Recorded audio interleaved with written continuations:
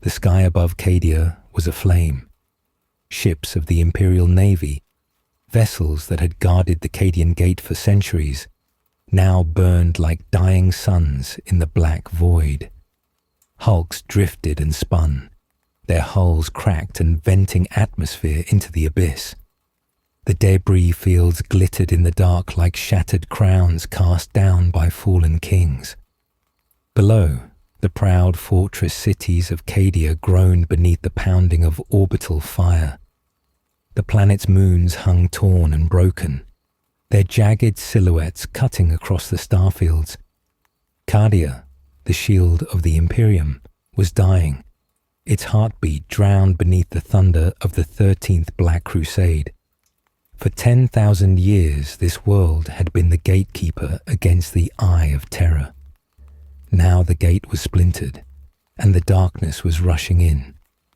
The winds that swept the streets of Casa Mirac carried not only dust and ash, but the whispers of those who had fought here and would never fight again. Every blast crater, every toppled wall, was a gravestone without a name. And yet, in this twilight of a world, there were still those who would not leave. We truly love and care for you. In a universe like this, one of endless war and loss, it matters that you are here with us, sharing this moment. Before we begin the story, tell us, where in the world are you watching from, and what time is it there? Now grab your coffee, and let's get started. Lord Castellan Erastes Vaughan stood at the parapet of the Casa Mirac command bastion, his greatcoat snapping in the freezing wind. He was not a young man. The decades of war had carved lines into his face, each one a record of battles fought and comrades buried. But his eyes, grey, sharp, unyielding, were those of a man who had never surrendered a wall. Below him, the fortress city lay in ruins. Columns of Cadian shock troopers moved through the rubble, their armour blackened by soot, their banners tattered. Vox chatter carried the grim truth. Breaches in the western districts, enemy siege engines sighted on the plains, and the Imperial Navy above being torn apart piece by piece. An aide approached, a thin, pale figure in the robes of the Adeptus Administratum. "Lord Castellan," the man said, his voice carefully measured. "Orders have come from Segmentum Command. A transport awaits in low orbit. You are to be evacuated immediately." Vaughan did not look at him. "Evacuated? And who commands the defense when I'm gone?" "They have chosen you for survival," the aide replied, fumbling with the words. "Your leadership is of greater value to the Imperium than—" He stopped short. The rest of the sentence, "than this doomed world," hung in the air unspoken. The Castellan's fingers tightened on the stone of the parapet. Below, a company of Kasrkin marched past, their formation ragged but unbroken. They had sworn their oath to Cadia, to stand until the last shell was spent and the last blade dulled. And now the Imperium asked him to leave them. His mind was a battlefield unto itself.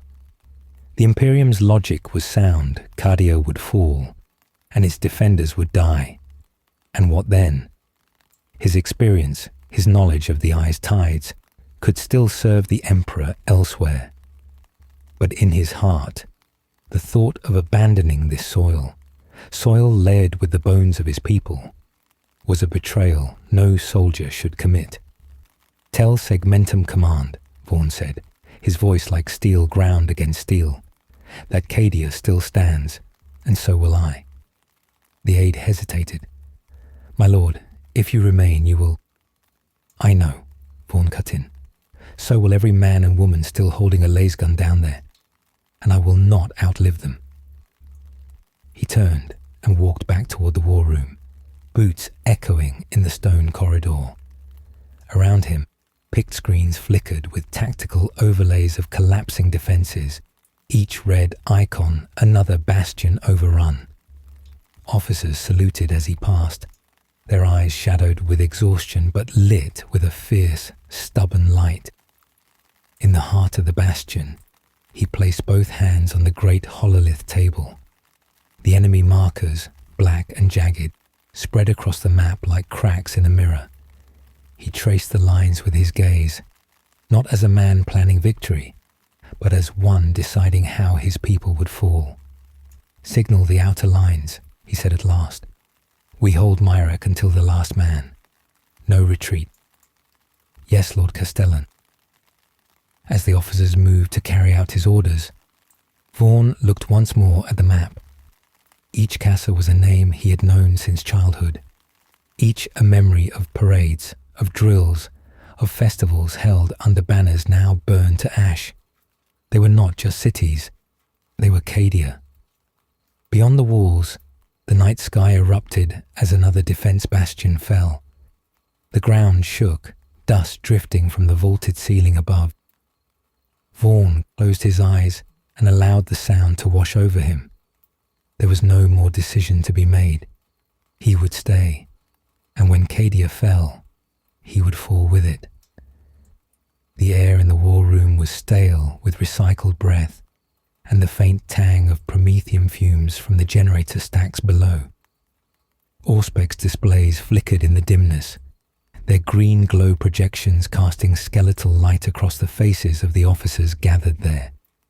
Outside the stone walls, the thud of distant artillery rolled like a slow, steady drumbeat, a reminder that the siege was drawing ever closer. Lord Castellan Erastes Vaughan stood with his hands clasped behind his back, gaze fixed on the shifting tactical map. Entire sectors of the Casa Mirac perimeter were blinking with amber distress signals. Red markers, the enemy, spread in ugly blooms across the display. He watched them the way a dying man watches the horizon, knowing the night will come and cannot be stopped. The great blast doors at the far end hissed open. Captain Mara Delane entered, her uniform immaculate despite the journey through war-ravaged streets. She carried herself with the precise bearing of the Imperial Navy, every step measured, every movement betraying a discipline forged in void battle. But her eyes, clear, sharp, the colour of storm-lit oceans, betrayed something else. Urgency and the faintest edge of fear. "Lord Castellan," she began, snapping a crisp salute. "Captain," Vaughan replied without turning from the hololith. "You were ordered off-world." She stepped forward until she stood beside the table, gaze moving from the tactical overlay to the man beside it. "I was ordered to retrieve you. That order still stands." Vaughan's jaw tightened. "We've had this conversation already. Cadia does not abandon its post." "This isn't about Cadia," Mara said, lowering her voice, careful that only he could hear. "It's about the Imperium. You are more valuable alive than buried under the rubble of this casa." The Castellan turned to her then, the flickering map light etching the scars along his cheek. "The Imperium will always find another soldier, another commander, but Cadia will never find another Cadia." Mara's expression hardened, though her voice stayed steady. "My orders come from Segmentum Command itself. They believe—" She stopped, choosing her words with care. "They believe you are too important to lose." "Too important to lose," Vaughan repeated, a humorless edge in his tone. "Tell that to the 20,000 Cadians who died on the outer wall this morning. Tell that to their families, if any remain." There was silence between them for a long moment, broken only by the low hum of the projectors. Mara finally said, "If you fall here, the Imperium loses your knowledge of the Eye's tides, your decades of defensive strategy. Cadia is the shield of the Imperium, yes, but if the shield is broken, someone must survive to teach others how to fight without it." Her words struck something deep, but Vaughan masked it well. You speak as though Cadia is already lost." She didn't answer. The truth hung between them like the smoke drifting in the high rafters above. A comm bead crackled at Vaughn's side. One of his adjutants reported a breach in Sector Gamma 3, Chaos War engines rolling through the rubble, slaughtering the last of the defenders. The Castellan acknowledged it with a nod, then turned back to Mara. "You should leave while you still can," he said quietly. "Every minute you remain here, the chance of your escape shrinks." "I didn't come here to leave without you," she replied, her voice low but fierce. "I swore an oath to protect the Imperium's assets. Right now, you are the Imperium's most irreplaceable asset." Vaughn's eyes narrowed. "Is that all I am to you? An asset? A tool to be preserved for the next war?" Mara held his gaze without flinching. "I think you are a man who has forgotten that survival can be its own duty. Sometimes, living is the greater sacrifice." The words lingered in the air. Finally, Vaughn stepped back from the table. "You speak well, Captain, but my place is here. My soldiers stay, so I stay, and when Cadia's walls are nothing but dust, we will stand in the streets until there is nowhere left to stand." Mara's hands clenched at her sides. "Then you're sentencing yourself to death?" "Perhaps," he said, turning away. "But death comes to all men. What matters is where they choose to meet it." She wanted to argue, to shake sense into him, but the man before her was immovable stone. Instead, she straightened her shoulders. "If you will not go willingly, I will find another way."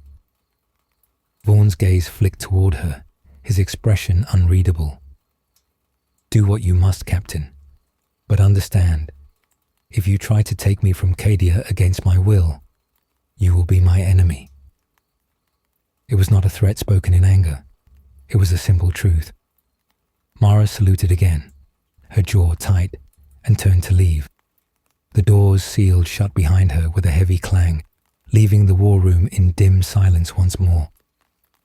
Vaughn exhaled slowly, the tension in his chest settling into a familiar, grim resolve. He knew the Imperium's logic. Perhaps Mara was right. Perhaps there was still a purpose to be served beyond these walls. But the thought of abandoning the soil where his ancestors had stood, where his brothers and sisters now fought and bled, it was a wound he could never heal from. "Prepare the long defenses," he told his officers at last. "We hold until the last." The command echoed through the chamber, picked up by Vox, and relayed down to the battered lines of Casa Myrak. And in the streets, in the bunkers, in the shattered watchtowers, Cadians nodded grimly and tightened their grips on their weapons. The night was coming, and with it, the final stand. The trenches of Cadia were a graveyard in miniature. Mud, ash, and the ever-present dust of shattered stone filled every crevice, curling into the eyes and noses of the soldiers who still clung to their posts. The horizon was a jagged line of smoke and fire, where shattered tanks smouldered and the remnants of fortifications burned. Every step was measured, careful, for the earth itself had grown treacherous under the weight of constant bombardment. Lord Castellan Erastes Vaughan walked slowly along the trench line, cloak trailing in the soot. His eyes, keen despite age, traced the movements of his soldiers. The Cadian shock troopers, their armor battered but their discipline intact, crouched behind broken walls and crumbling parapets. They were weary, yet resolute. Each man and woman carried the weight of a world upon their shoulders, a world they would not leave. Beside him, Sergeant Talric fell into step. The man was older than most of the soldiers, a veteran of decades, his uniform patched in ways that marked battles uncounted. "Lord Castellan," he said quietly, "some of the men, they speak of desertion. Vaughn's gaze did not waver from the horizon. Do they think I cannot see it? His voice was low, almost lost in the rumble of distant artillery. Or do they believe I would allow it? They argue, Talric continued, that the Imperium's orders matter more than the walls, that survival beyond this world is worth abandoning all we have sworn to defend. Vaughn closed his eyes briefly, feeling the ache in his chest, the same ache he had felt when he first stood on the parapet of Casramirak and watched his people die.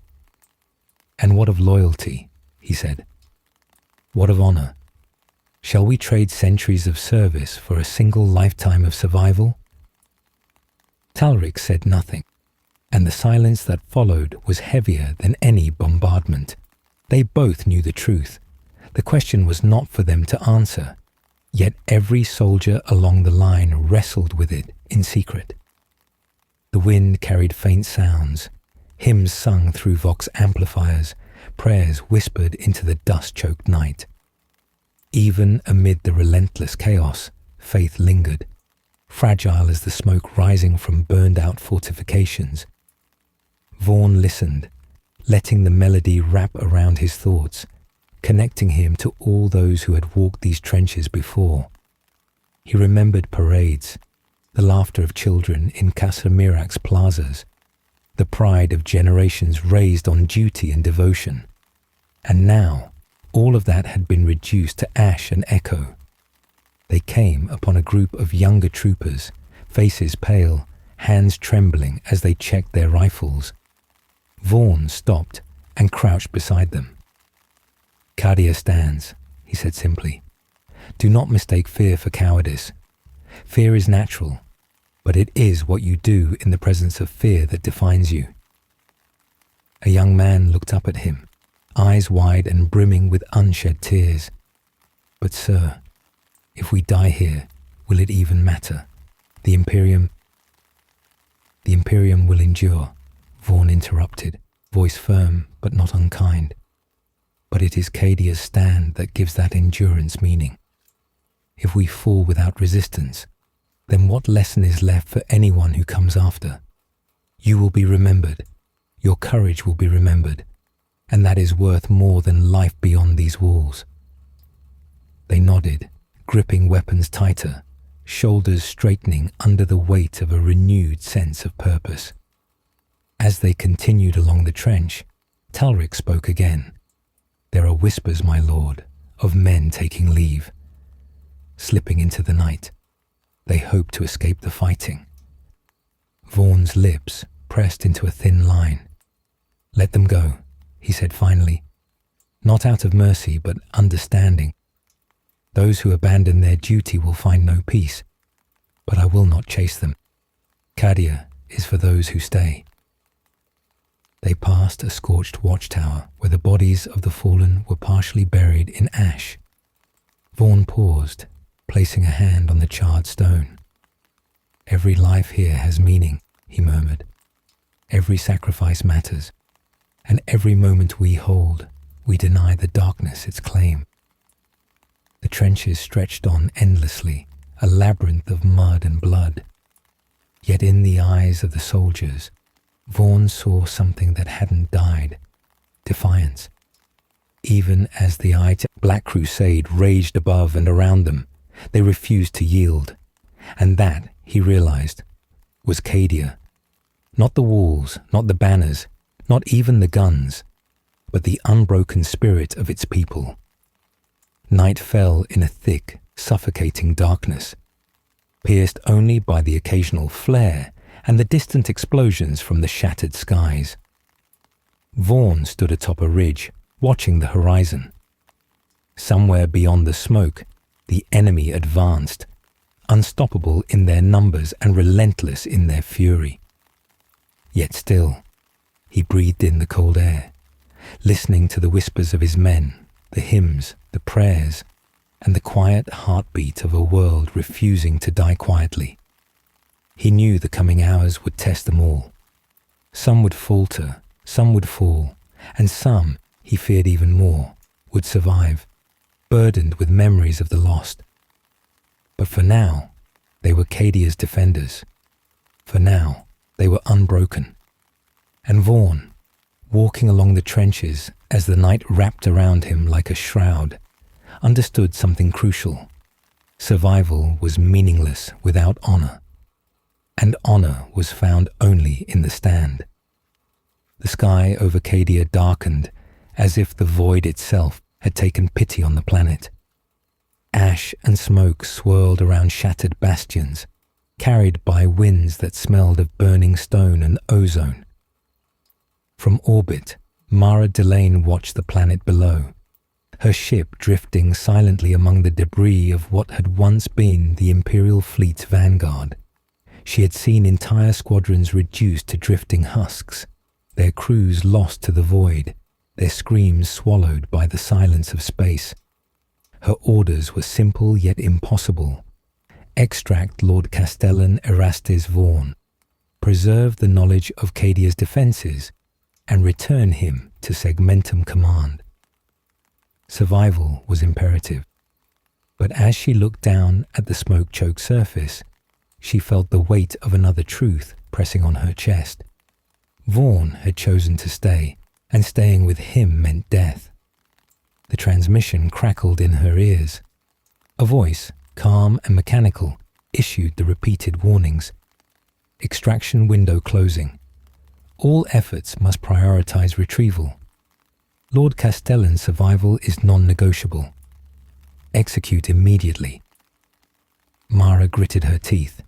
She had spent hours navigating the orbital debris, plotting trajectories around falling starships, dodging the enemy's orbital artillery. And now, in the shadow of the fortress world's last stands, she realized she might have to act against the very man she was meant to save. Below, Cadia's trenches writhed with activity.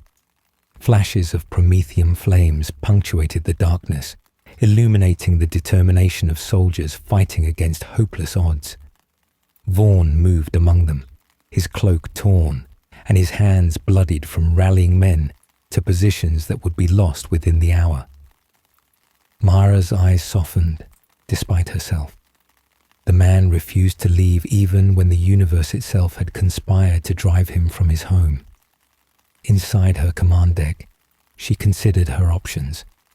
The Imperium had commanded, but could she truly obey, without question? Orders were necessary, yes, but they were issued by those who had never stood on the broken stones of Cadia, never felt the dust of their blood settle into the trenches, never heard the cries of those who clung to life only to die a moment later. Her hesitation was brief but profound. She activated the ship's descent thrusters, carefully maneuvering toward the Casa Mirak sector. Every second spent in orbit was a second closer to the final collapse of the world below. Meanwhile, within the fortress, Vaughn surveyed his lines with a practiced eye. Reports streamed in. Outer watchtowers overrun. Enemy armor advancing from the plains. Chaos psychers tearing the very ground asunder.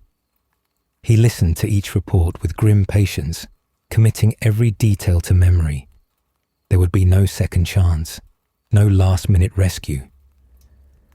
Lord Castellan, Telric said, his voice low, carrying unease. We have movements in the sky. Not Imperial, something faster, something we do not recognize. Vaughn's eyes narrowed. Mara, he muttered, almost to himself. If she comes, it will be in defiance of my orders. She will try to save what cannot be saved. Talric tilted his head, uncertainty in his gaze.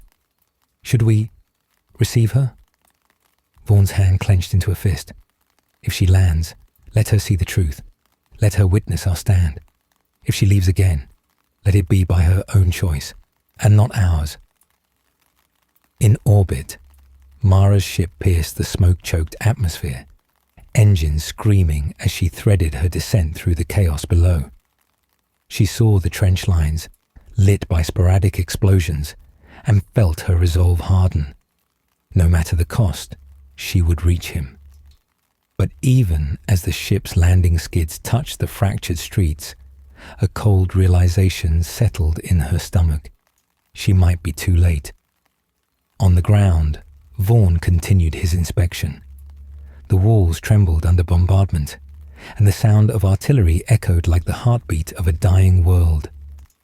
Talric noticed Mara's ship descending, and his voice carried both awe and fear. "It's her, my lord, Captain Delane." Vaughan did not move. He did not speak. He merely watched as the vessel landed among the ruins, knowing that her presence was a test, not of strength, not of strategy, but of conviction. Would she obey orders? Or would she understand what it meant to stand and fight for a world doomed to fall? The hatch opened, and Mara stepped onto the broken ground. Dust and smoke whipped around her, clinging to her uniform and streaking her face. She lifted her hand in a salute, but Vaughan's eyes did not meet hers.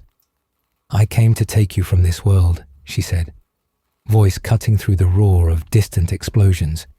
"You are too valuable to die here."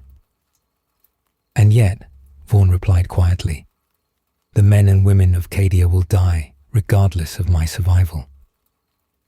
What value is a commander without the world he commands? Mara swallowed. The answer she had rehearsed countless times caught in her throat.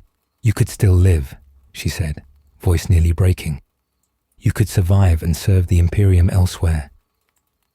"I have served the Imperium my whole life," Vaughan said, stepping forward. "Now I serve Cadia. The choice is made." Mara's gaze dropped, and for the first time, doubt crept into her calculated mind. Orders could demand survival, but they could not command honor. Not here, not now, not while Cadia still stood, even if only for a few moments more. She made her choice silently, stepping back from the Castellan and signaling to her crew. They would wait, for now. She could not force him. And in that silence, she understood the cost of obedience, the weight of loyalty, and the burden of standing firm in the face of inevitable death. The skies above burned with fire, the walls trembled, and below, Cadia's people prepared to meet their fate, unyielding, unbroken, and resolute. The shadow above had arrived, but the light of their defiance still clung to the trenches like embers refusing to die. The first pale light of dawn barely touched the shattered horizon, and yet the world seemed already drowned in shadow. Smoke curled from the outer walls of Casa Mirac, black and unyielding, a testament to the night's relentless bombardment. Broken fortifications smouldered, and the distant rumble of collapsing bastions carried across the plains like the muted echo of a death knell. Captain Mara Delane's extraction squad moved with precision through the ruined streets, their boots silent against the ash-choked stone. They had come under the cover of darkness, threading between shattered walls and cratered roads, avoiding chaos patrols where they could. The mission was simple, or at least it had been. Retrieve Lord Castellan Erastes Vaughan and leave Cadia behind. But simple had died long before the first shells fell. Mara's heart pounded as she rounded a corner and saw him. Vaughan stood in the center of a ruined plaza, cloak torn and dust-laden, overseeing the repositioning of a handful of Kasrkin soldiers. His eyes were fixed on the horizon, unblinking, unyielding. She felt a pang, a mixture of frustration, fear, and something she could not name, as she realized what she had long suspected. He would not leave willingly. "Lord Castellan," Mara's voice rang out, cutting through the morning haze. Her squad froze behind her, weapons raised but not aimed, hesitant, uncertain, aware that the man before them was no ordinary target. Vaughan turned slowly, and his gaze fell on her. There was no surprise, only the quiet inevitability of a man who had long known the choices before him. "Captain Delane," he said softly, almost kindly, though the words carried the weight of stone. "I had hoped you would not come." "I have orders," she said, taking a step forward. "Orders to retrieve you. Cadia is lost. You cannot save it. We can save you." He shook his head, slow and deliberate. "And abandon my people. Abandon my home. You think I would be anything but a corpse drifting in the void if I did that?" Mara's hands clenched, and for a moment she felt the raw edge of desperation cut through her professional composure. "It's not too late," she cried. "You can live. You can serve the Imperium. You can live," he interrupted, voice calm, steady, cold in its certainty. "But only by forsaking every oath I have ever taken, every life I have sworn to protect. Tell me, Captain, what is a commander without honor? What is a shield that abandons its ward?" She stepped closer, ignoring the splinters of debris at her feet. "You're being a fool," she shouted, anger and fear lacing her words. "Do you not see the universe beyond this broken world? You have the chance to survive." Vaughn's eyes, grey and unyielding, met hers. "And if I survive, Captain, what will I remember? A life among strangers, a world where my people have perished while I breathe freely. I cannot bear it. Not yet." There was a pause, and in it, the silence of the ruined plaza spoke louder than any cannon. Behind Mara, her squad shifted nervously, sensing the unspoken truth. Extraction would not be won by force. "Then you leave me no choice," Mara whispered, more to herself than to him. She lifted a hand, signaling the squad to advance, not with weapons raised, but with grapples and restraints, tools designed to capture, not kill. Vaughn's mouth curved faintly, almost in humor. "I see. You would try to save me against my will. I respect your determination, Captain, but this will not end well for you." The soldiers moved forward, but before they could reach him, Talric and a small band of loyalists surged from the rubble, weapons ready.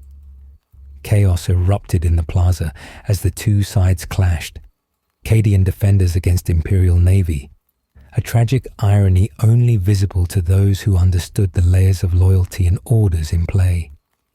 Mara fought with precision, her squad trained for every eventuality, yet even the best could not overcome the determination of men who had chosen death long before she arrived. Talric's voice rang out above the din. "Step aside, or be counted among the dead." Vaughn stood in the center, watching without moving, a fulcrum of inevitability. "Captain Delane," he said, voice carrying over the clash of bodies, "know this. If you fall here, I will not stop it. But if you live, remember why you hesitated. Remember that Cadia chose to die, and so too did its defenders." Mara froze, caught between duty and comprehension. The man before her was not simply defiant. He was the embodiment of Cadia itself, unyielding, unbroken, and utterly unwilling to compromise the sanctity of his people for survival. In that moment, she understood what she had feared all along. Extraction could not succeed. Not here, not now, not against the will of those who had chosen their fate. Reluctantly, she signaled her squad to retreat, pulling back through the broken streets, the echo of their boots swallowed by the ash and debris. Vaughn watched them go, standing tall in the morning haze, unbowed by the attempted rescue. And as the first true light of day struck the ruined city, he allowed himself a single thought, whispered into the wind, almost in a prayer. "Let them go, for they cannot carry Cadia. I will. We all will." The battle had shifted, not yet to the walls or the skies, but to the very heart of the choice between survival and duty, and Cadia had already chosen. The trenches were quieter now, though the silence was deceptive. Shellfire still rattled the distant walls, and the acrid smell of smoke and blood lingered in every corner of Casamirak. Yet in the small pocket of relative calm, Lord Castellan Erastes Vaughan allowed himself and his soldiers a brief reprieve. A low table, hastily cleared of debris, bore what little food remained: hard rations, half-melted protein bars, and flasks of water tinged with the metallic taste of Cadia's dust.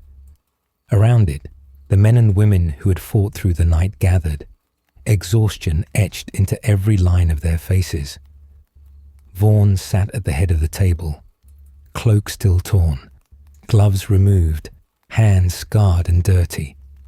Talric moved beside him, distributing rations silently, his own face drawn and lined with years of service. For a moment, the war receded, replaced by something far older, the simple act of eating, of sharing sustenance in the shadow of death. One young trooper, barely out of his teens, glanced nervously at Vaughan before speaking. "Lord Castellan, will we survive this?" Vaughan's eyes, weary yet unyielding, met the boy's. "Survive?"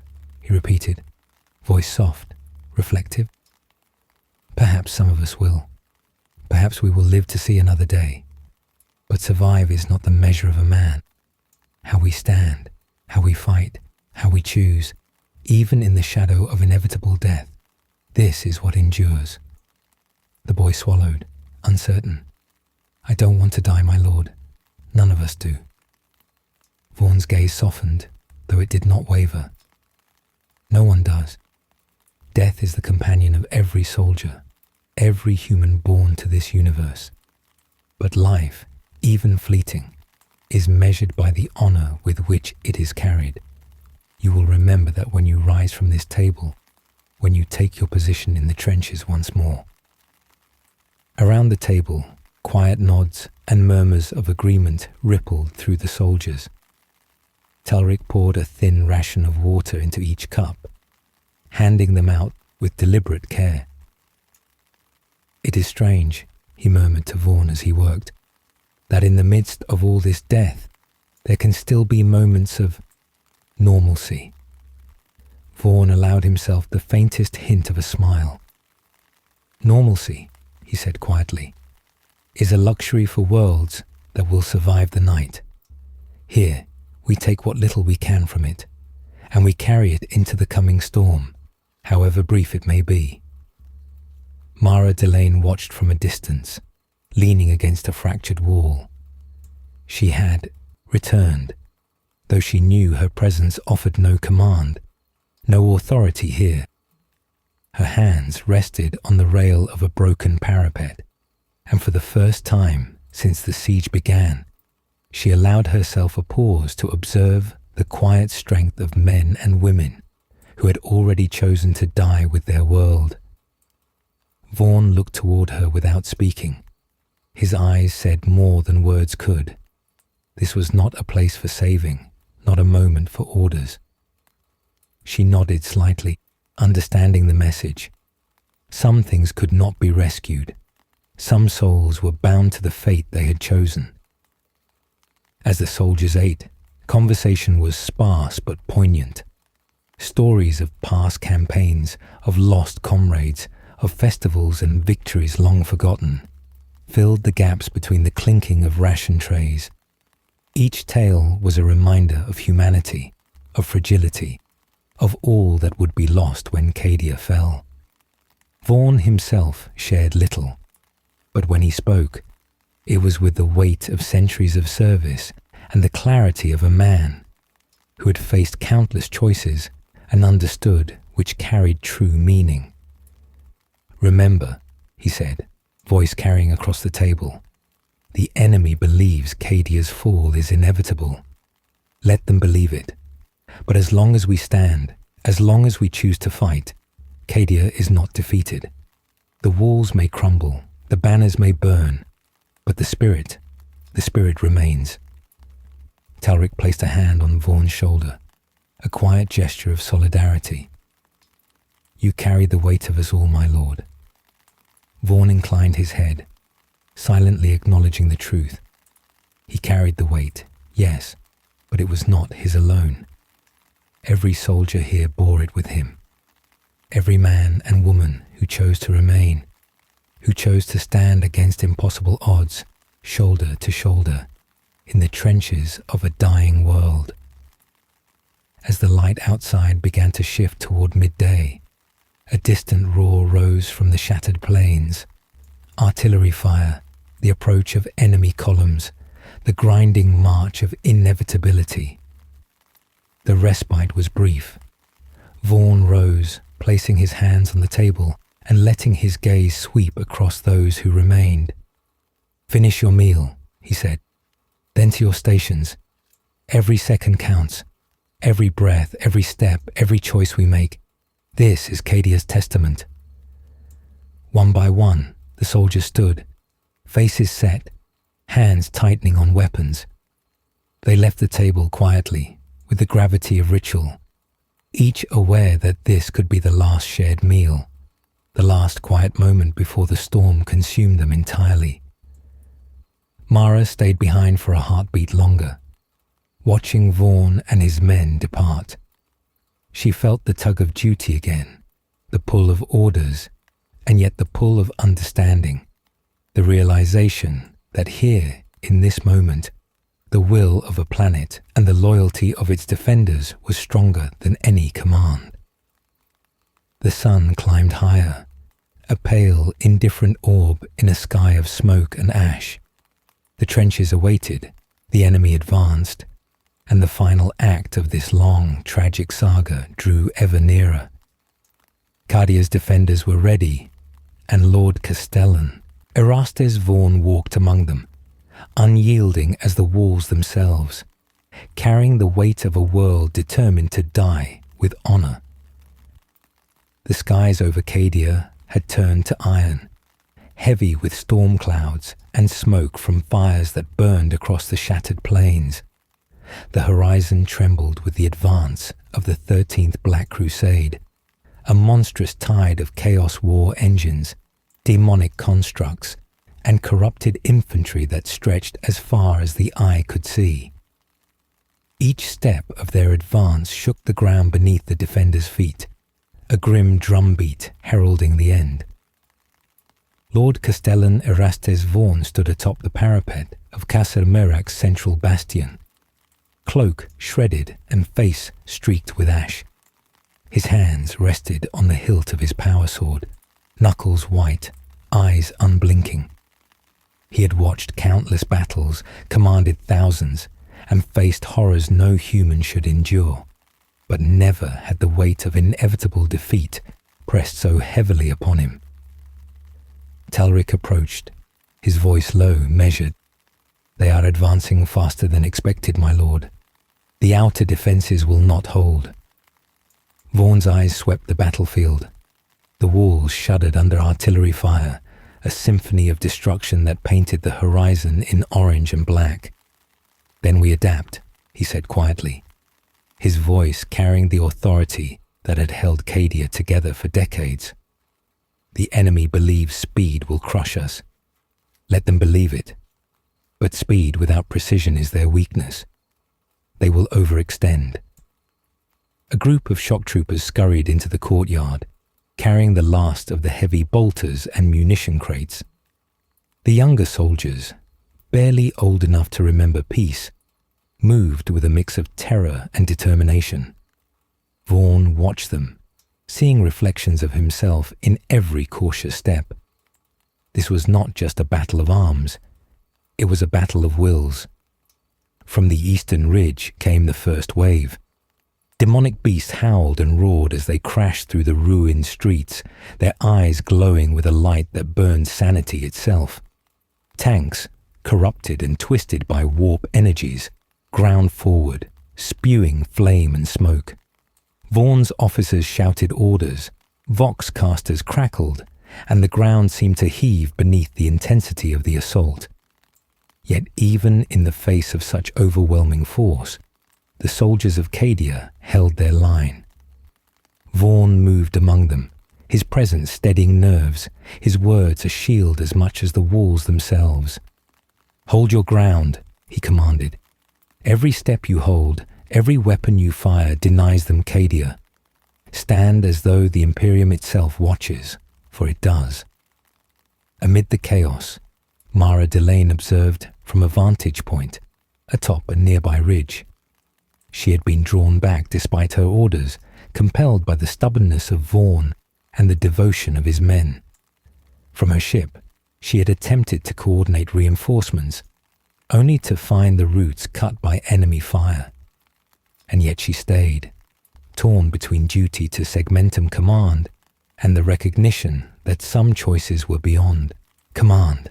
They were lived.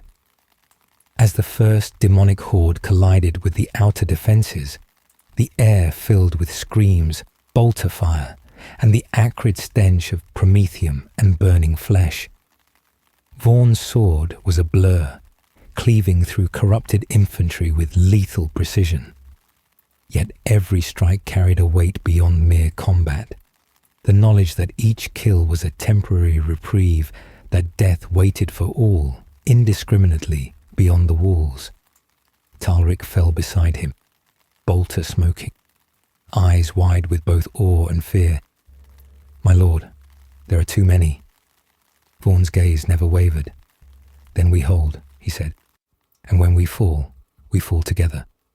Cadia is not a city, it is a covenant. Every man and woman who dies here binds us to the legacy of our world, and in that, even death has meaning." As the hours dragged on, the battlefield became a blur of fire and shadow. Mara moved closer, directing flanking units where she could. But even her intervention was limited. Each wave of the enemy pressed harder, yet the defenders' resolve did not falter. Every death was a spark, a refusal, a testament to the spirit of a world refusing to yield. In a brief lull, Vaughn surveyed the ruined courtyard. Bodies littered the ground, friends and foes indistinguishable in the smoke. He knelt beside a fallen Kasrkin, closing the eyes of a young soldier who had fought with unmatched bravery. "You have done well," he whispered. "Your courage is Cadia. Your name will not be forgotten." Talric placed a hand on his shoulder, solemn. "Lord Castellan, we cannot hold them much longer. The breach at Gamma 3 is expanding. Soon, they will reach the inner walls." Vaughn's jaw tightened. "Then we prepare for the last line. We will fight not as men or women, but as the living spirit of Cadia itself. And if we die, let the universe remember that we chose our fate, unbroken, unwavering." From above, Mara watched, understanding the tragic beauty of his words. Orders could not compel the heart. Discipline could not bind loyalty forged in blood and ashes. And for the first time, she realized the true impossibility of her mission. Vaughn would not be taken from Cadia. Cadia would not be abandoned. The storm above thickened, smoke blending with clouds in a roiling tapestry of fire and shadow. The enemy advanced, relentless, a tide without end. And yet, on the walls, in the trenches, in the hearts of the soldiers who remained, the defiance of Cadia burned brighter than ever, a single flame in a galaxy drowning in darkness. Vaughn raised his sword, voice carrying over the roar of combat. "To your stations, for Cadia, for the Imperium." And with that, the last act of the outer defenses began, a slow, unyielding stand against the darkness that had come to claim all. The morning sun struggled to pierce the thick haze that hung over Casimirak. Smoke and ash painted the sky in shades of grey and orange, a grim testament to the battle that had raged through the night. The outer walls, once proud bastions of Cadia's might, were pocked with holes from relentless artillery and warp-spawned weapons. Each tremor of the ground reminded the defenders that the enemy advanced with unyielding determination. Lord Castellan Erastes Vaughn moved along the inner ramparts, cloak trailing in the dust-laden wind. His eyes, sharp and steady despite the exhaustion etched into his face, scanned the horizon. Where once he had seen hope, now only the shadow of inevitability stretched across the plains. The 13th Black Crusade pressed forward, a tide of corruption and fire, but he did not flinch. Every soldier on these walls carried his resolve, and that was Cadia's true strength. "Lord Castellan," Talric called from beside him, voice tense. "The Gamma-3 breach is widening faster than we calculated. Reinforcements from the outer wall are nearly spent." Vaughn's gaze did not leave the enemy ranks. "Then we tighten the line where we can. Every second gained, every step held, is a testament. Cadia will not die quietly." Below, the chaos escalated. Demonic beasts raged through collapsed streets, their roars echoing across the shattered city. Corrupted tanks ground forward, metal twisting unnaturally, tearing through stone as if reality itself had weakened. Bolter fire erupted from every parapet, a storm of flame and lead against the advancing darkness. Mara Delane, stationed on a nearby ridge, watched through the smoke. Her hands tightened on the rail of her observation post, mind torn between duty and the inevitable realization that Vaughn had chosen a path from which there was no return. She could coordinate, she could direct, but she could not stop what was coming. And in that understanding lay a bitter truth. Some choices were bigger than orders, bigger than loyalty, bigger even than life. Suddenly, a tremor ran through the wall beneath Vaughn's feet.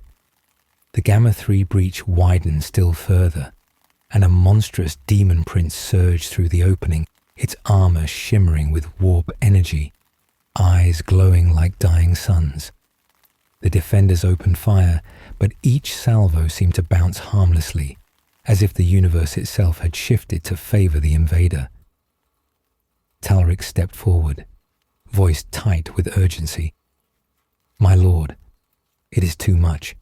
We cannot hold them." Vaughn's hand rested on his sword, grip steady. "We do not hold them for survival," he said, voice carrying over the cacophony. "We hold them for Cadia. Every life lost here, every moment gained, is a lesson in defiance. The Imperium must see that we stood, even when the universe sought to sweep us away." Mara's gaze flicked toward him. She felt the impossible weight of his words. No extraction, no retreat, no survival could sway him. Vaughn was not merely a commander. He was the embodiment of a planet's unyielding will, and in that, she understood why orders meant nothing here. To force him from Cadia would be to undo the very soul of the world. Defenders rallied around Vaughn, bolter fire cutting into the demonic tide, their discipline and courage holding the line even as death pressed from all sides. Cadia's spirit, it seemed, was not bound by walls or weapons, but by the will of those who refused to yield. In a brief lull, Vaughn raised his sword, blood and ash streaking its edge. "Stand," he shouted. "Hold the line. Even if the heavens fall, even if the stars themselves fade, Cadia will not break." The words carried like a beacon through the battlefield, echoing over the shattered city, over the flames and smoke, and into the hearts of soldiers who had chosen to die with their world. From the shadows of the inner keep, Mara watched, her heart a heavy weight in her chest. She understood the futility of extraction, the impossibility of survival. Orders were meaningless here. Only choice mattered. And Cadia had chosen, once more, to face the end with courage unbroken, defiant in the face of annihilation. The walls trembled under renewed assault, and the screams of the dying rose in a chorus that mingled with the crackle of bolters and the roar of warp engines. Yet even amidst the destruction, Vaughn's calm presence steadied the defenders.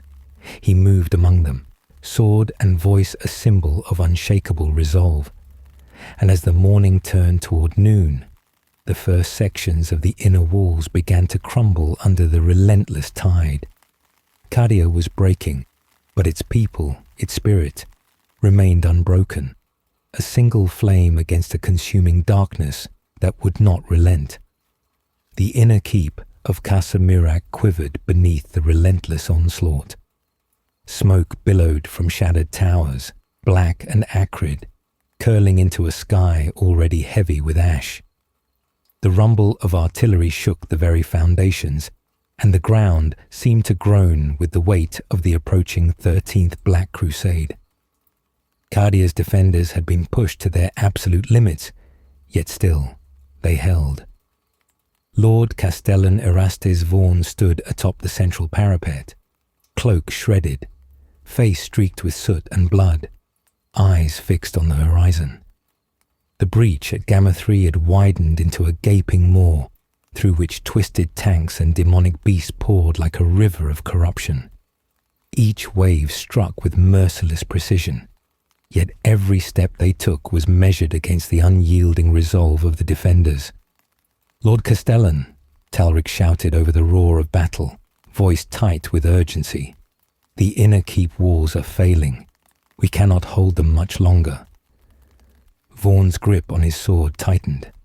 "Then we fight where we stand," he said, voice low but unwavering. "Cadia does not bend. We hold as long as breath remains. If the walls crumble, we crumble with them. If we fall as a testament. Let the Imperium see our defiance." From the rubble, Mara Delane watched, heart heavy. She had hoped, perhaps foolishly, that she could still guide him to safety. But Vaughan's choice was absolute. He would not abandon Cadia, not even for survival. Orders meant nothing here. Loyalty and honor and the spirit of a dying world carried more weight than any command. The first demonic assault reached the inner courtyard, and chaos erupted. Bolter fire erupted, cutting down corrupted infantry, even as twisted war engines tore through walls. Soldiers screamed, but they did not retreat.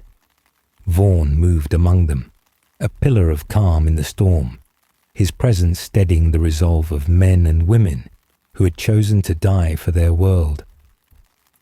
A sudden tremor shook the courtyard, and a section of the parapet collapsed. Soldiers fell into the rubble, screaming as molten debris rained down upon them. Mara's squad attempted to intervene, but the enemy pressed forward, relentless. She felt her chest tighten. Cadia was slipping, yet Vaughan stood firm, unyielding, his eyes fixed on the approaching demon prince at the breach. Talric ran to his side, face pale. "My lord, we cannot hold them. Reinforcements are gone. The walls are failing." Vaughan's gaze never wavered. "I know," he said, "and yet we fight. Every life here, every breath, every strike, it is a choice. We choose to stand, to resist, to define the fate of Cadia, not the enemy. Even in death, there is meaning." From the eastern gate, a group of cadre soldiers fell under a wave of demonic infantry. Vaughan leapt forward, sword flashing, cutting a path through the corruption. Each strike was precise, each movement a defiance of inevitability. Yet even as he fought, he felt the weight of the inevitable pressing down. Every soldier he could save was a momentary reprieve, and each moment ended with death's shadow. Mara called out, attempting to coordinate a counter-assault, but even her interventions were limited. The enemy's strength was overwhelming, and every maneuver seemed insufficient. She saw the truth. Cadia's fall was no longer a question of tactics, but of will. And the will of Cadia, embodied in Vaughan, refused to yield. Suddenly, a detonation shook the keep. A corrupted artillery shell had struck a munitions depot. The explosion rocked the courtyard, throwing soldiers off their feet, tearing through the already fragile walls. Smoke and fire filled the air, reducing visibility to near zero. Vaughan stood amidst the chaos, his cloak singed, face streaked with soot, but eyes unbroken. "Hold," he shouted, voice cutting through the roar. "Cadia stands because we choose to stand. No force, no matter how vast, will erase what we are." Amid the smoke, Mara realized with a sinking heart that extraction was no longer an option. Orders, duty, survival, all were meaningless against the choice of a man and a world who had resolved to face annihilation with unyielding courage. The walls groaned again, and the breach widened further, spilling more corrupted forces into the courtyard. Cadia's defenders, battered, bloodied and exhausted, raised their weapons once more. Even as death approached from all sides, they fought, not for life, not for orders, but for the principle that defined them. Vaughan's sword rose, catching the dim light filtering through smoke. For Cadia, for the Imperium, for the honor that will not die. And in that moment, the defenders' spirits flared brighter than any weapon or fortress could achieve, a single, unbroken flame in the consuming darkness. The air over Casa Mirak trembled with fire and the screams of the fallen. Smoke from burning towers and exploded munitions filled every corner of the shattered city, curling toward the darkened sky in choking plumes. The outer defenses, once a symbol of Cadian resilience, had been torn to pieces by relentless artillery, demonic engines, and corrupted legions pressing forward with inhuman determination. Lord Castellan Erastes Vaughan stood upon the parapet of the final outer bastion, cloak tattered, face streaked with soot and dried blood. Around him, the remaining soldiers, exhausted, wounded, and yet defiant, prepared for the next wave. Their breaths came in shallow gasps, every muscle taut with anticipation, every mind focused on the impossible task before them. Talric knelt beside Vaughan, checking a damaged voxcaster with hands that trembled slightly, though his eyes betrayed no fear. "My lord," he said softly, voice tight, "the enemy will break through within the hour. Our ammunition is nearly spent. The squads are decimated. We have no reinforcements coming." Vaughan's gaze swept the horizon, noting the approaching tide of the 13th Black Crusade. Corrupted tanks ground forward, their treads gouging the earth, while demonic creatures surged through the gaps in the walls, eyes glowing with infernal light. The cacophony of bolter fire, screams, and crashing metal was overwhelming, yet he remained still, a calm anchor amidst the storm. "Then we stand," he said quietly, his voice carrying the weight of command and conviction alike. "Cadia does not yield.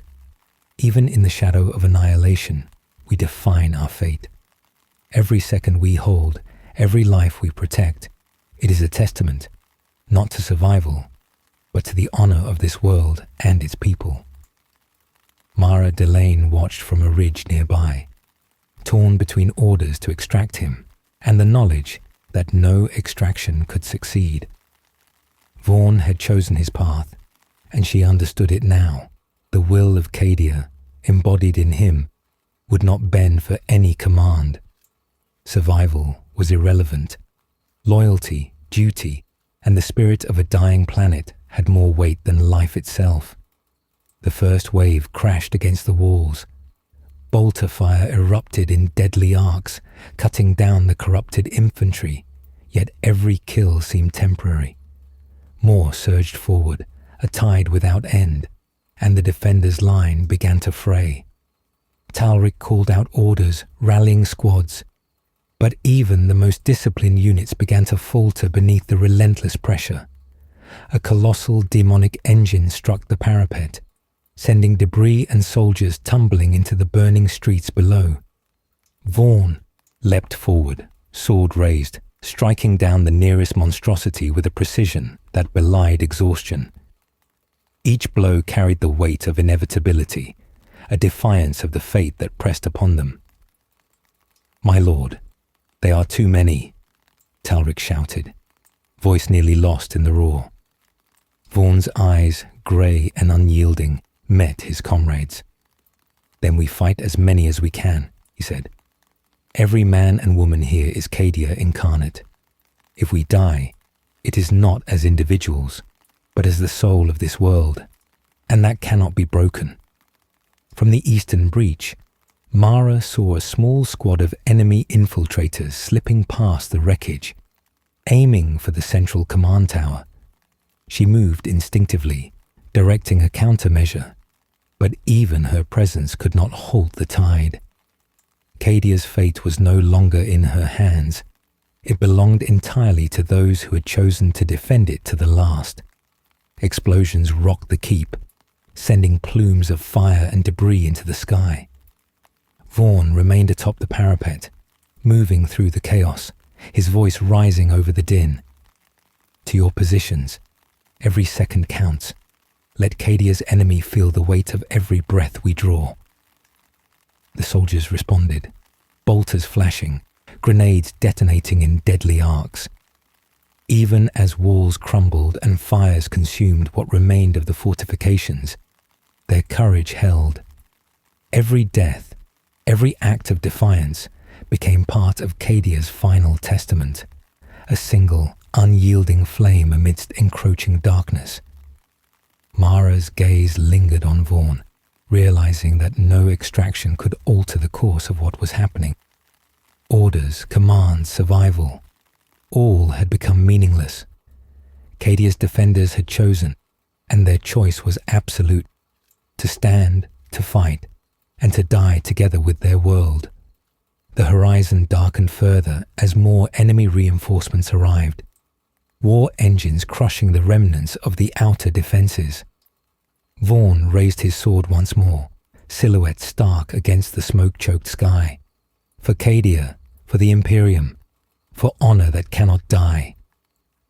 And with that, the final act of the outer defense began, a desperate, unyielding stand against annihilation, as Cadia's heart burned brighter than ever, even in the shadow of an unstoppable darkness. The inner keep of Casa Myrak shuddered beneath relentless bombardment.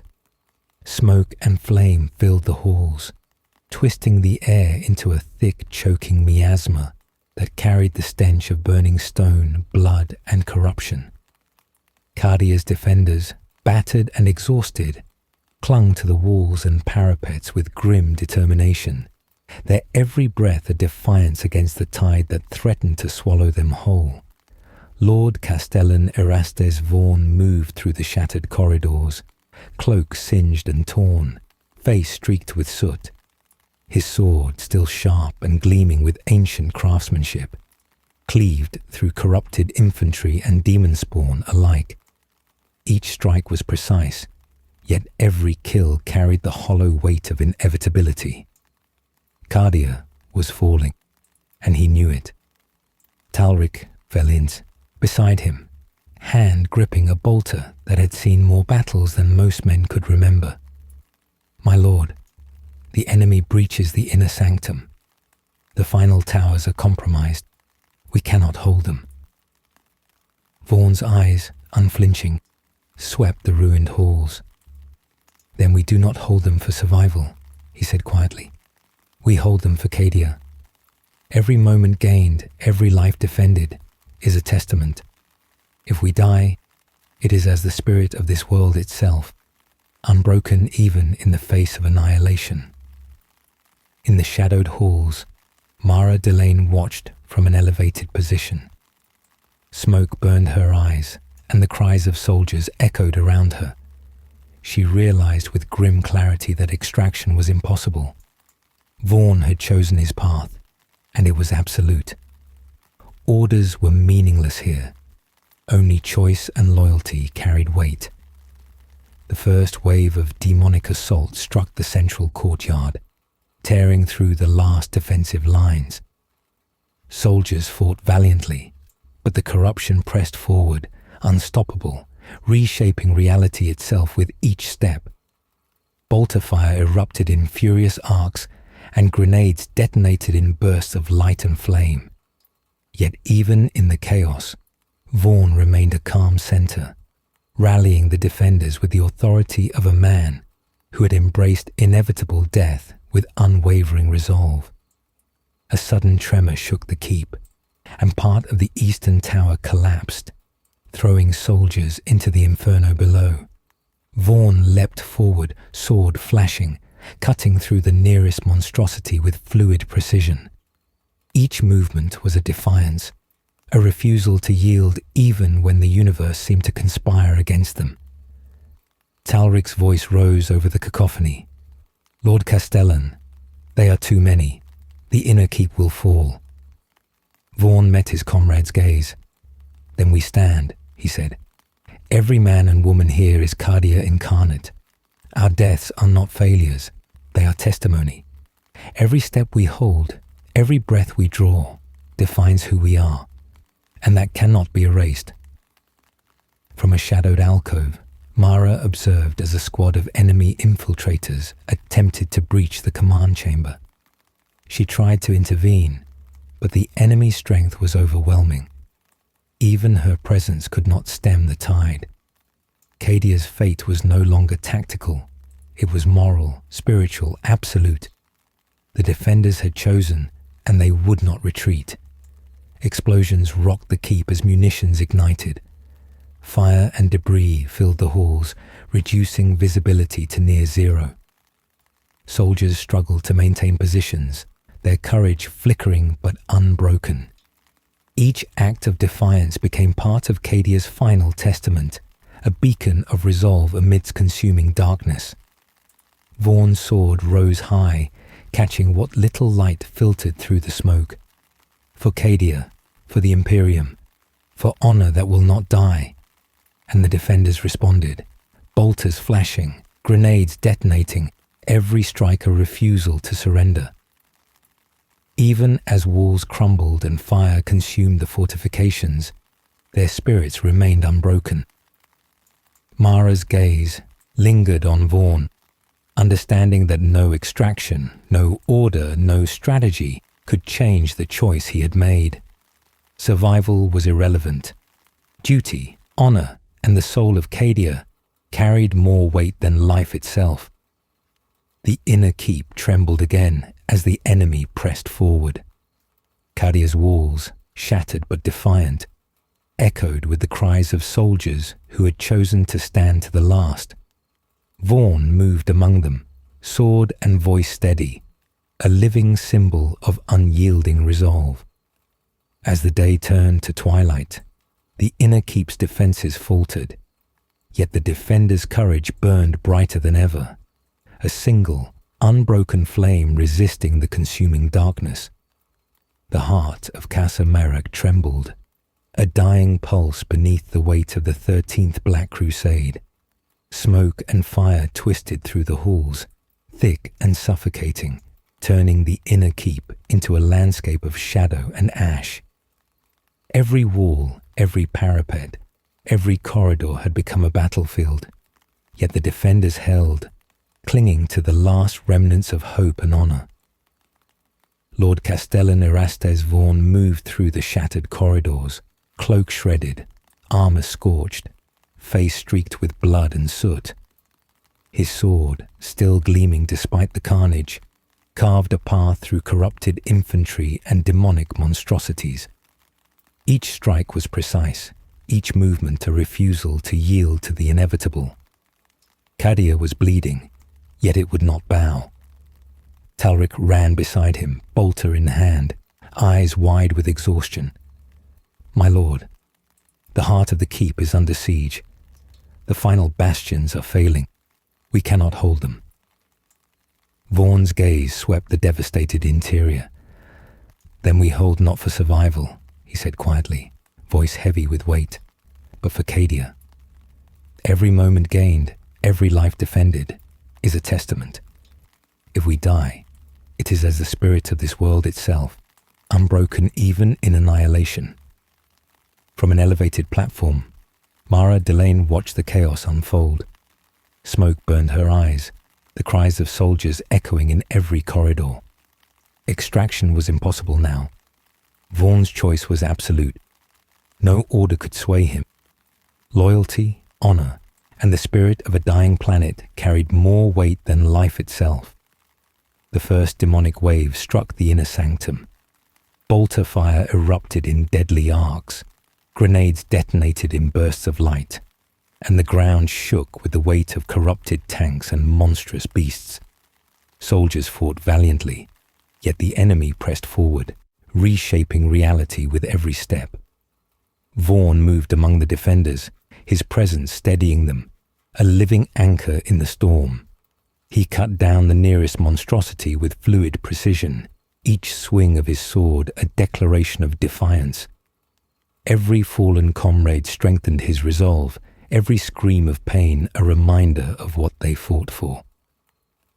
Talric's voice rang out over the roar of combat. "Lord Castellan, we are being overwhelmed." Vaughn met his comrade's eyes. "Then we stand," he said.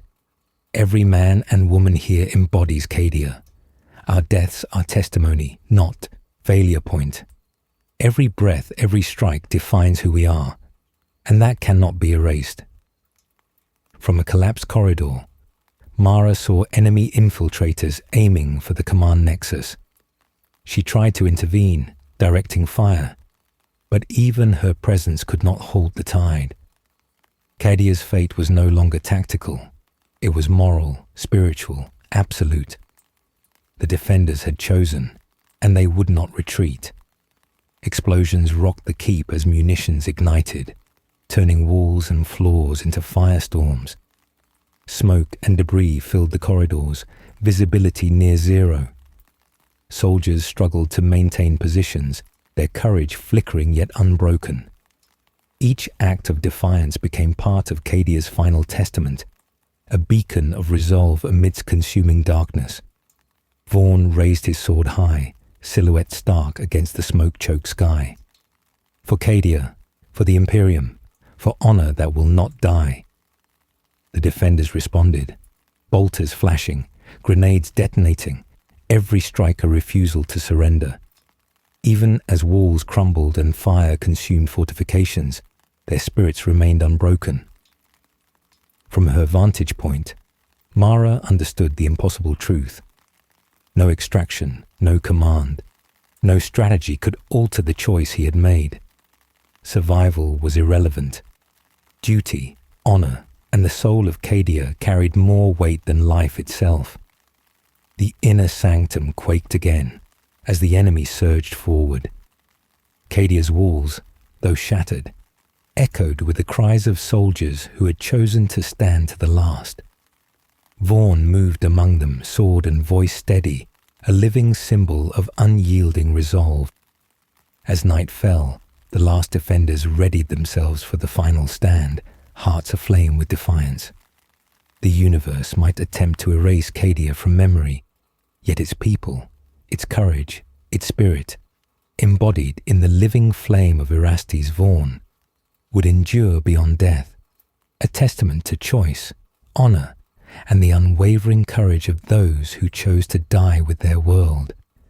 The final towers of Casa Mirac were nothing more than smouldering ruins, and the heart of the keep was a battlefield of fire, ash, and blood. The 13th Black Crusade pressed relentlessly, its forces a tide of corruption and demonic fury that threatened to drown everything in shadow. Yet upon the parapets and shattered halls, Cadia's defenders stood firm, their numbers dwindling but their will unbroken.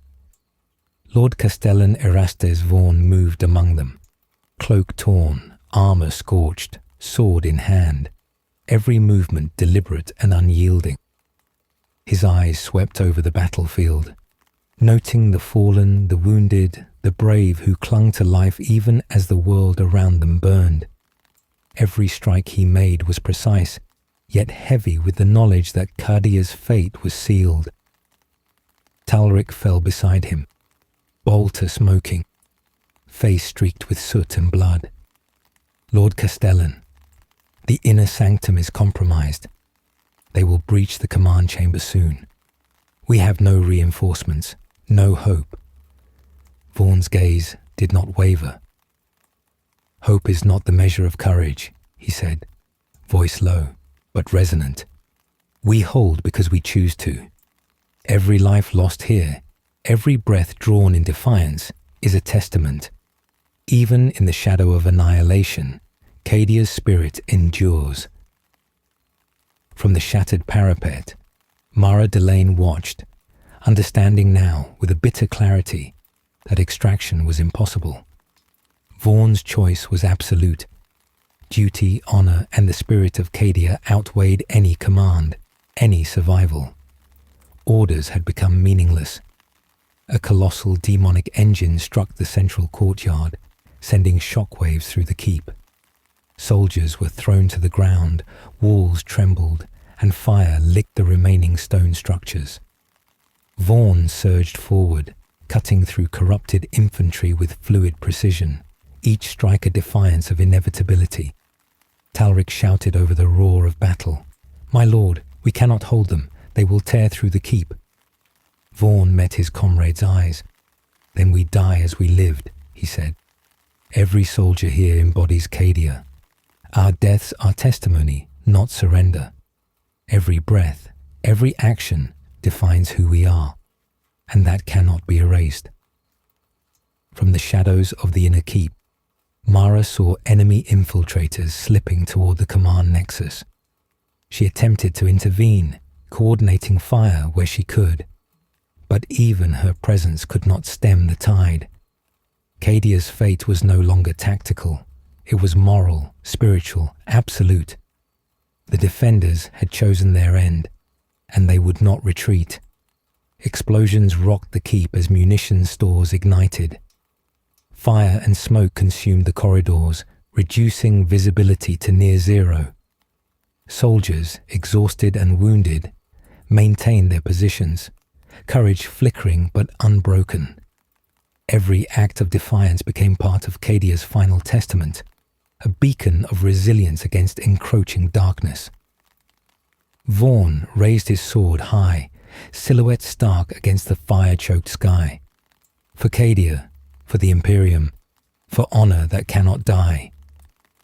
The defenders answered in kind, bolters flashing, grenades detonating, each strike a refusal to surrender. Even as walls crumbled and fire consumed the fortifications, their spirit remained unbroken. Mara's eyes lingered on Vaughan, understanding the impossibility of the situation. No extraction, no order, no strategy could alter the choice he had made. Survival was irrelevant. Duty, honor, and the soul of Cadia carried more weight than life itself. The enemy surged further, tearing through the inner sanctum. Vaughan moved among his soldiers, his presence a calm center amidst chaos. Each life he touched, each word of encouragement, reinforced the unyielding spirit of Cadia.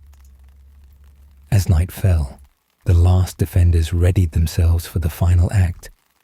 Vaughan's eyes scanned the battlefield one last time, noting every fallen friend, every brave soul who had chosen to stand.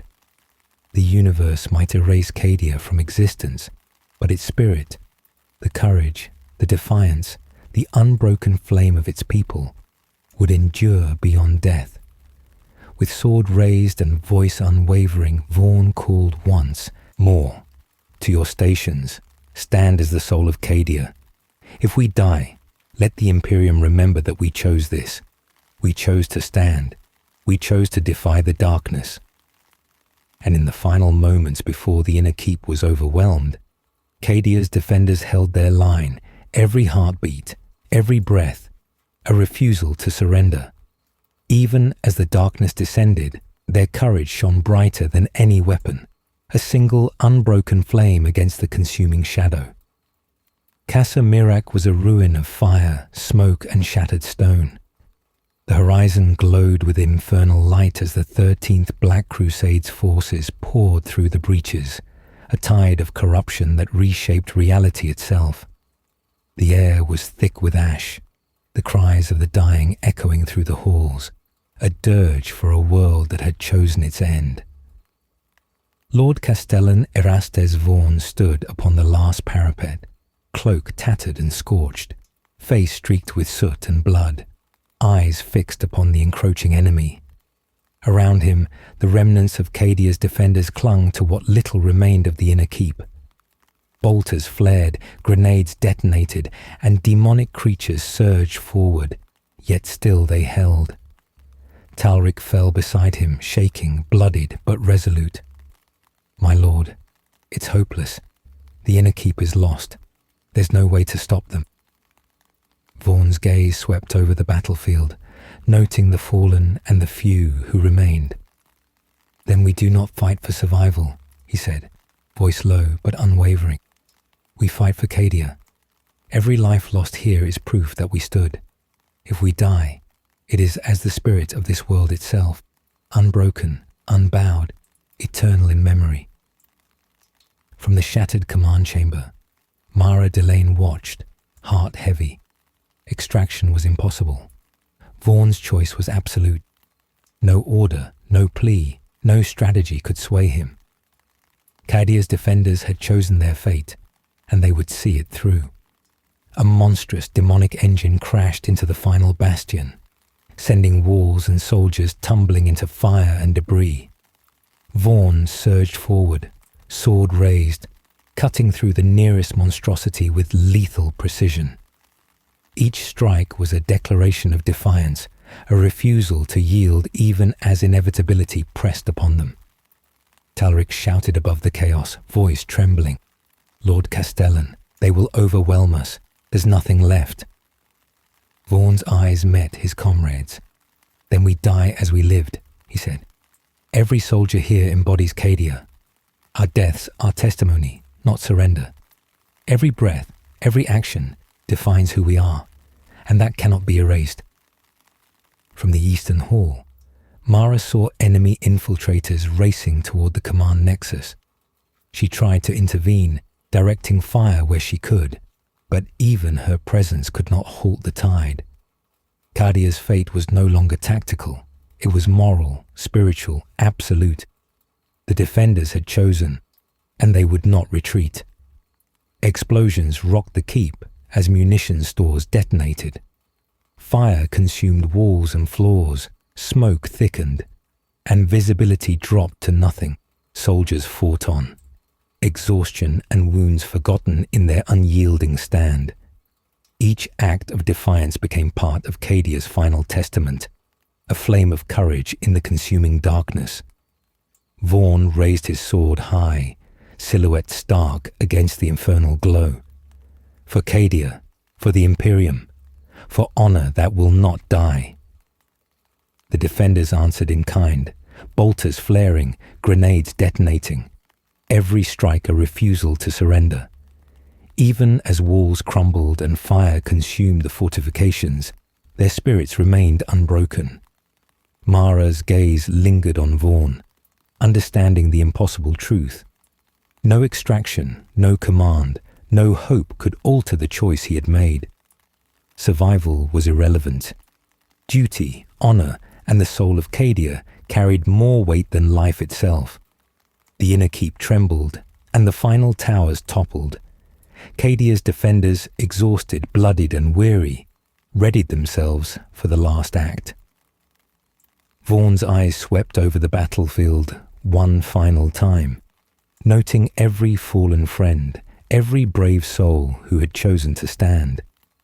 The universe might erase Cadia from memory, but its spirit, the courage, the defiance, the unbroken flame of its people, would endure beyond death. With sword raised, he shouted, voice carrying over the roar, "Stand! If we die, let the Imperium remember that we chose this. We chose to stand. We chose to defy the darkness." And so, as the final wave consumed the keep, the defenders held their ground.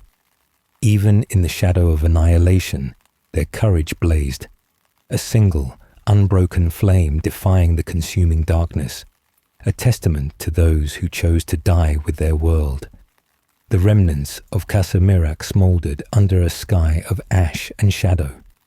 Silence had fallen, broken only by the distant echoes of the dying and the crackle of lingering fires. The 13th Black Crusade had swept through the keep, leaving ruin in its wake. Cadia, once a bastion of unwavering resolve, now lay broken, its walls crumbled, its towers toppled, and its people scattered among the flames. Lord Castellan Erastes Vaughan moved through the ruins, cloak shredded, armour scorched, face streaked with soot and blood. His sword, dulled and chipped from relentless combat, hung loosely at his side. He stepped over the bodies of friend and foe alike, silent witness to the final moments of a world that had chosen to die rather than yield. Every breath he drew was heavy with grief, yet within him burned the undying spirit of Cadia, the courage, defiance and honour that no enemy could extinguish. Mara Delane emerged from the shadows, eyes wide with sorrow and disbelief. She had survived where so many had fallen, but survival offered no comfort. The cost had been unbearable. She knelt beside a fallen squad, tracing the markings of their regiments with trembling fingers. "They chose this. They chose to stand," she whispered, voice breaking. "All of them. For Cadia." Vaughan's gaze lifted to the distant horizon, where dying suns cast a red glow over shattered plains. "Cadia is gone," he said quietly, voice heavy with loss. "But his spirit endures. Every choice we made, every life we defended, was for the Imperium. Even in death, we are remembered." Tarek, bloodied and weary, approached, kneeling beside his lord. "My lord, what now? The Imperium, our people, all gone." Vaughan placed a hand on Tarek's shoulder, a rare softness in his eyes. "We carry their legacy. Cadia's courage does not end with its fall. The memory of their defiance, their sacrifice, is eternal. The Imperium will know what it cost to defend hope and what it cost to lose it." From the distant horizon came the faintest glimmer of light, the first stars piercing the ash-filled sky. It was fragile, almost imperceptible, yet in that fragile glow lay the promise of remembrance. Vaughan breathed in deeply, feeling the weight of millennia upon him, the lives he had guided, the decisions he had made, and the world he could not save. Immortality, he knew, was both a gift and a curse. To live and witness the fall of empires was a burden heavier than any sword. Mara rose, standing beside him, her eyes filled with quiet resolve. "We will tell their story," she said softly. "We will make sure the Imperium remembers." Vaughan nodded, turning toward the smouldering keep one last time. They chose to stand, and they chose to die with Cadia. That choice defines us. That choice defines them.